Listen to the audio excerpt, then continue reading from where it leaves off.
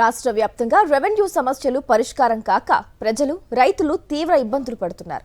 ఫిర్యాదులను గాలికొదిలేస్తూ చంద్రబాబు సర్కార్ ప్రజలను ముప్పు తిప్పలు పెడుతోంది.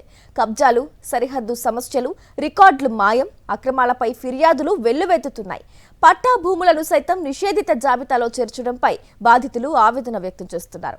మరోవైపు గత ప్రభుత్వంలో ఇచ్చిన పట్టాదారు పుస్తకాలు రద్దు చేసిన చంద్రబాబు తిరిగి కొత్తవి ఇవ్వకపోవడంతో క్రయ విక్రయాలు, రుణాలకు రైతులు తీవ్ర ఇక్కట్లు పడుతున్నారు.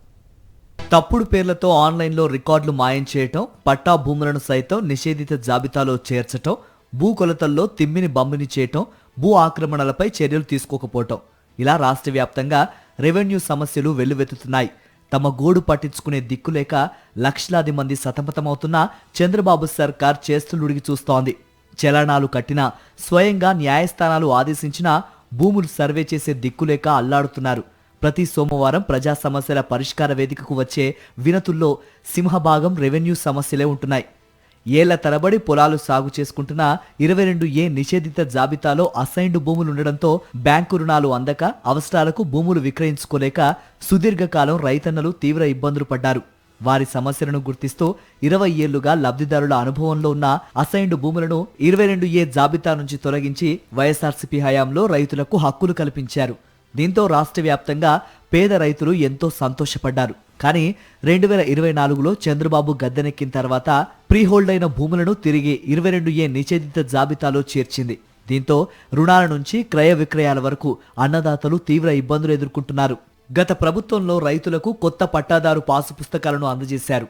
అప్పటి ముఖ్యమంత్రి వైఎస్ జగన్ ఫోటో ఉందనే సాకుతో వాటిని చంద్రబాబు సర్కార్ రద్దు చేసింది. కొత్తగా ప్రభుత్వ ఎంబ్లం పాస్ పుస్తకాలను ఇస్తామని ప్రకటించింది. ఏడాదిన్నర దాటినా ఇప్పటి వరకు పాస్ పుస్తకాల జాడలేదు. పాత పాస్ పుస్తకాలు రద్దు కావడం, కొత్తవి ఇవ్వకపోవడంతో రైతులు రుణాల కోసం తీవ్ర ఇబ్బందులు పడుతున్నారు. పాస్ పుస్తకాలు ఇవ్వాలని పీజీఆర్సీకు పెద్ద ఎత్తున విజ్ఞాపనలు వస్తున్నాయి. భూముల సంబంధిత సమస్యల పరిష్కారానికి చంద్రబాబు సర్కార్ జనవరిలో 10 రోజులు గ్రామ సభలు నిర్వహించింది. అనంతరం మరో 15 రోజులు రెవెన్యూ సమస్యల పరిష్కారం కోసం సదస్సులు నిర్వహించింది. కర్నూలు సహా పలు జిల్లాల్లో ఈ సభల్లో ప్రభుత్వం దృష్టికి వచ్చిన సమస్యల్లో ఒక్కటి పరిష్కారం కాలేదు. రికార్డుల్లో మాత్రం సమస్యలు పరిష్కారమైనట్లు నమోదు చేశారు. క్షేత్రస్థాయిలో ఒక్క సమస్య కూడా పరిష్కారం కాలేదు. దీంతో రెవెన్యూ సదస్సులకు వచ్చిన వారు తిరిగి పీజీఆర్ఎస్కు క్యూ కడుతున్నారు. దీన్ని బట్టి రెవెన్యూ సదస్సులు ఎంత అధ్వానంగా జరిగాయో స్పష్టమవుతోంది.